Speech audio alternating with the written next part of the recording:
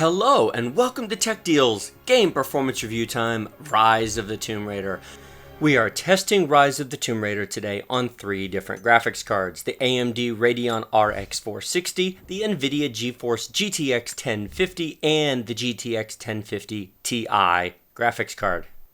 All 3 cards were installed in the exact same computer. It is an Acer Aspire desktop computer. It's a pre-built system with an Intel Core i5-4440 4th generation processor, base clock speed of 3.1 GHz with a turbo to 3.3.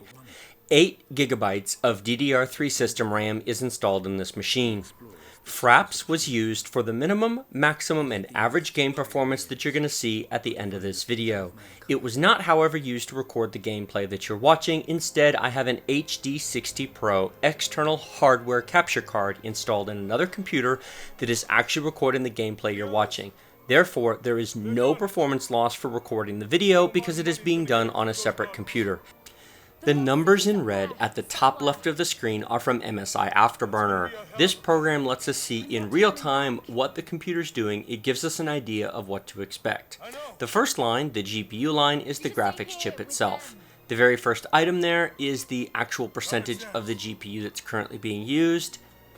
Now it currently reads 0%, but that will change when the game actually starts. We're still in a cinematic at the moment, which is not using the graphics chip. Wait for it, there we go. Now it's at 100% because we're actually into the game. So we're at 100% graphics card utilization. Most modern games, not all, there are exceptions, but most modern games are limited by the graphics chip more than the CPU. So we're going to basically be at 100% this entire game. If you look at the temperature next, 57 degrees, that is the temperature of the graphics chip itself. Very cool running. Then we have the RPM, the fan speed of the graphics chip. We're just under 1100 RPM, and then the clock speed of the graphics chip just over 1100 megahertz. The next line, memory, that is not the main system RAM, that is the GPU's RAM. Now it is GDDR5, it's double data rate memory, so you have to double that to get the actual true clock speed of the memory.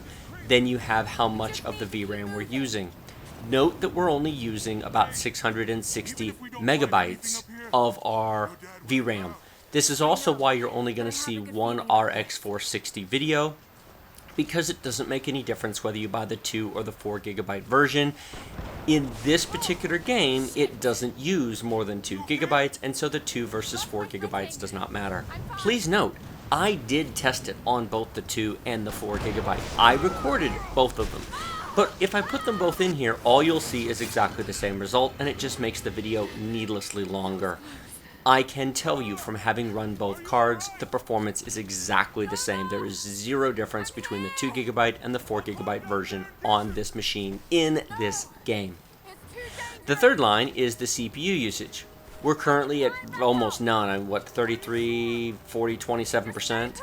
This game does not need a massive processor. We're doing very well. I mean, it's using 1 core. Occasionally it jumps to 2 cores, but you don't need a high-end processor for this game. This game would play perfectly fine on an i3. Then we have the temperature of the CPU, which you can see is extremely cool running at just 37 degrees Celsius. The next line is the system RAM that we're currently using. Now this machine has 8 gigabytes of RAM installed, and we're using 3 of it. So you don't need tons of RAM at low detail in this game. It does kick up a bit if you use more detail, higher resolutions, but at 1080p at lowest detail, you definitely don't need more RAM. Next, DirectX 11, which is what we're running in, and then you can see the real-time frame rate. Now I mentioned before the minimum, the maximum, and the average frame performance will be shown at the end of this video. We're getting about 60 frames a second average. Now it does dip down. There are a few parts, action scenes, pre-scripted events where the frame rate drops down. Look at that, we're at 70 frames a second. To be absolutely fair, we are at the lowest detail setting, but we are at full HD 1080p, and we're on a graphics card that in November of 2016, when I'm filming this, can be purchased for $85 after mail-in rebate. That's pretty good for an $85 graphics card. Now, for those of you wondering, why is the RX 460 being played on lowest detail when I played the 2 1050 cards on medium detail? I did try playing the 460 on medium. It wasn't very playable. It was noticeably slower than this.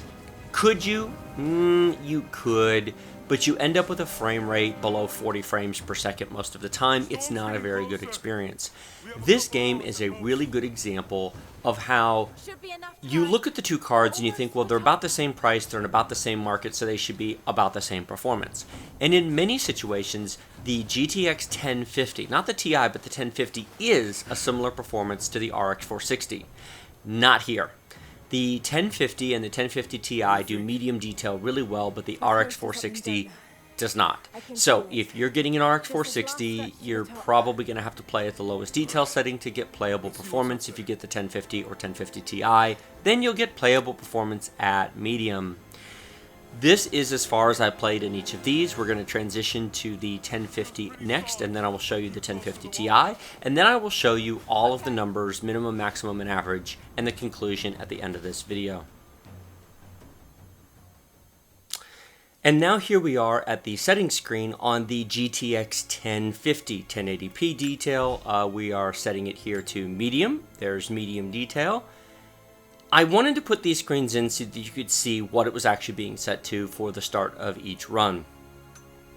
Now the GTX 1050 has 2 GB of VRAM, just like the RX 460 did in the previous video that you watched. The 1050 Ti has 4, not that it will make any difference whatsoever, because at medium detail at 1080p you don't need more than 2 GB of VRAM.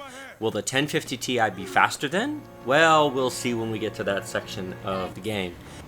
Note that I edited out the cinematic at the beginning of this run. I'll do so on the 1050 Ti as well. The whole purpose is simply to shorten the overall video so that it's not too long to watch. I left it on the first one simply so you could see it and what it looked like. It's fine.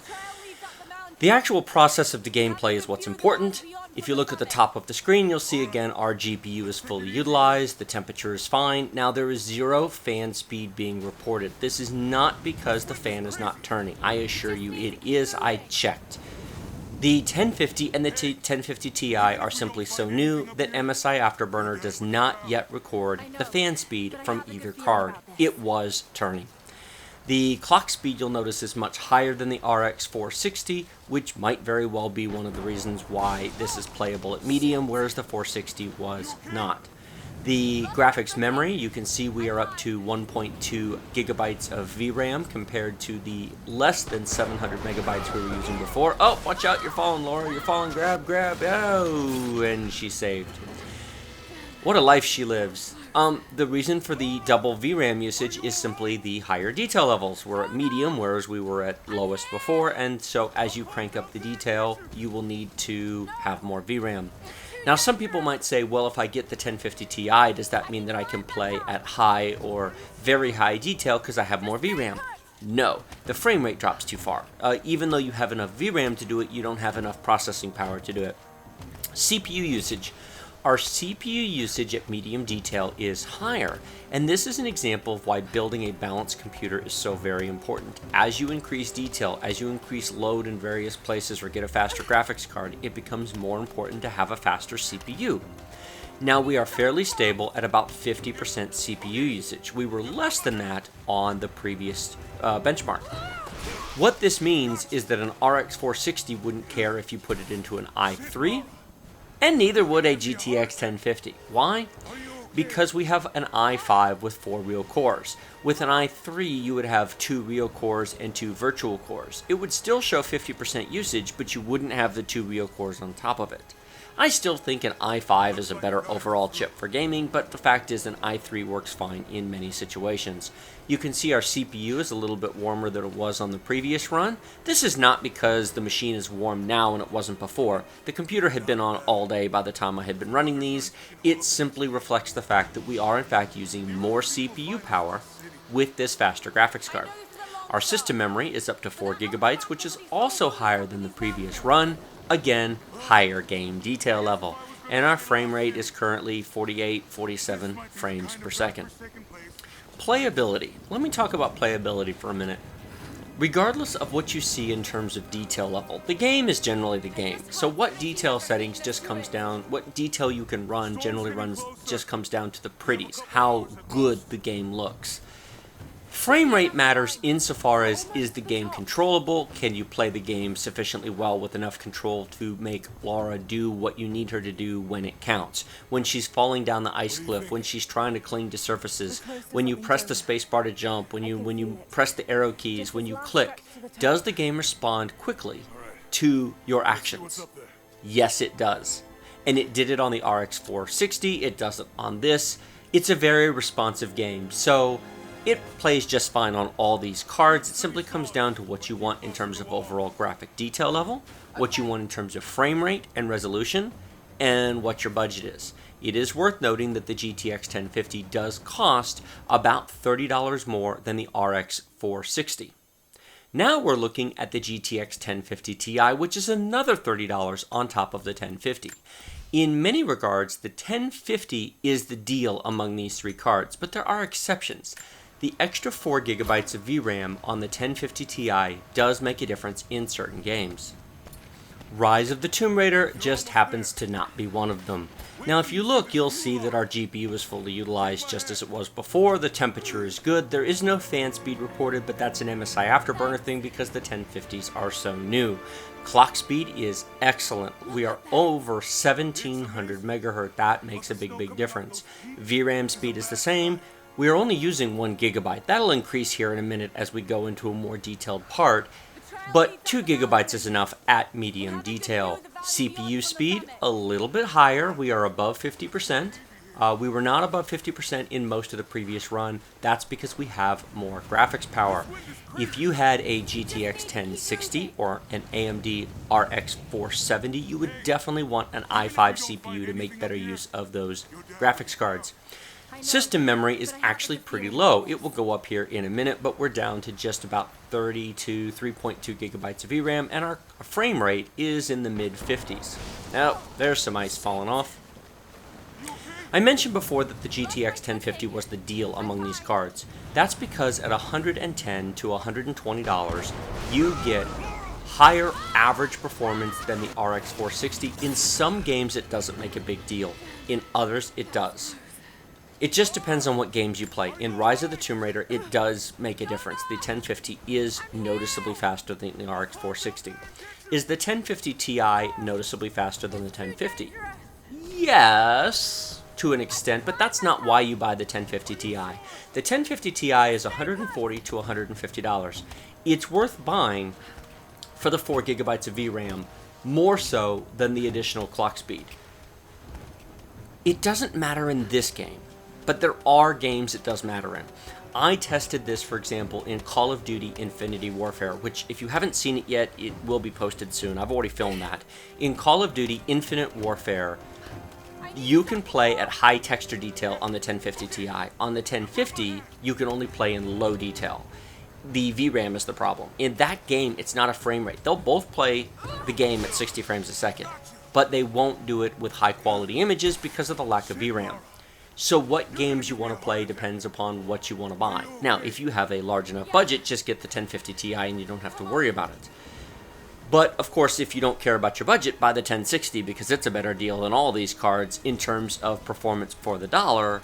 But as I mentioned in my review of the 1050 Ti's and my reviews of the 1060s, the whole purpose of the 1050 Ti is it does not require a 6-pin PCI Express power connector and thus works in almost any pre-build. One of the reasons I'm using the Acer Aspire computer that I'm testing these in is it has a 200-ish watt power supply that does not have any PCI Express power connectors, and thus I simply installed the cards, turned the computer on, and it worked. It's exactly the kind of computer that these graphics cards were made for. So here we are coming out of the cave.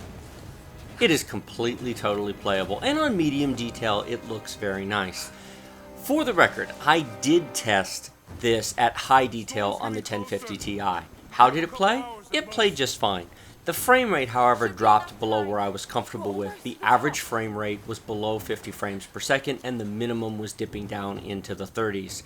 It's fine, but the additional visual quality of high over medium, in my opinion, is not worth it. You, of course, if you actually buy this card, you're not benchmarking, you're playing, set the details where you want, and you don't have to use the detail presets. This is a very important point. You don't have to pick between low, medium, or high and live with it. You can select medium and turn one or two of the details up, or select high and turn a few things off. Turn anti-aliasing off, or maybe turn shadows down, and then you can absolutely play. Tweak the game to your personal preferences. The reason I select the main presets is it simply provides consistent testing from game to game across card to card, and it makes it easier for you to reproduce the results at home. And so now let's take a look at the first set of results. At 1080p at lowest detail, the AMD Radeon RX 460 averaged 63 frames per second with a minimum of 48 and a max of 90. Please note once again, the 4GB card was tested, same results. It was within 1 frame per second, plus and minus. It made no difference because you simply don't need more VRAM at these detail settings in this game. How does this compare to the NVIDIA cards? The NVIDIA cards at 1080p at medium detail produce either 52 or 59 frames per second average depending upon the card, 52 frames on the 1050 and 59 on the 1050 Ti.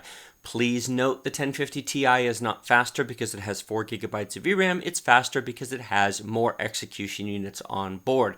The 1050 and the 1050 Ti don't have the same graphics chip on board. Confusing, yes I know, but they are in fact different. Minimum of 41 and 46 and a max of 84 and 93. As you can see, the 1050 Ti maintains medium detail at an average of about 60 frames per second, whereas the 1050 doesn't quite get there. Now there is a low detail setting between medium and lowest. You could absolutely run the 1050 on low detail and it would run at about 60 frames per second, but I decided to show you medium on both to show you the relative performance difference between the two. I suppose I could have done the RX 460 at medium as well, but it really wasn't playable. I don't like showing game performance that is simply not playable. One final thought, and here are all the numbers together on one screen so you can compare them.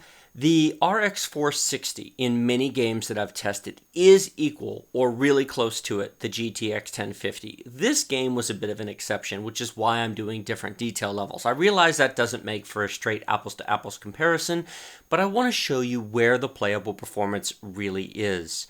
I would buy a GTX 1050 for Rise of the Tomb Raider before I buy an RX 460, even at a slightly higher price. The $30 or so that more that a 1050 costs over an RX 460 is worth it in this particular game. The 1050 Ti, in my opinion, is not, because the extra $30 doesn't buy you that much of an improvement, but it is worth it in other games such as Call of Duty and Battlefield 1. Like this video if you like it. Don't if you don't. Remember to subscribe to my channel with the big huge red button right below this video. Leave your questions and comments beneath the video, and as always, check out the video description. Links to both graphics cards that I mentioned, links to buying Rise of the Tomb Raider are down there, and if you want to support my channel and you like the content that I make, by all means, use the stuff in my video description. I will be eternally grateful. Thanks for watching. I'll see you next time.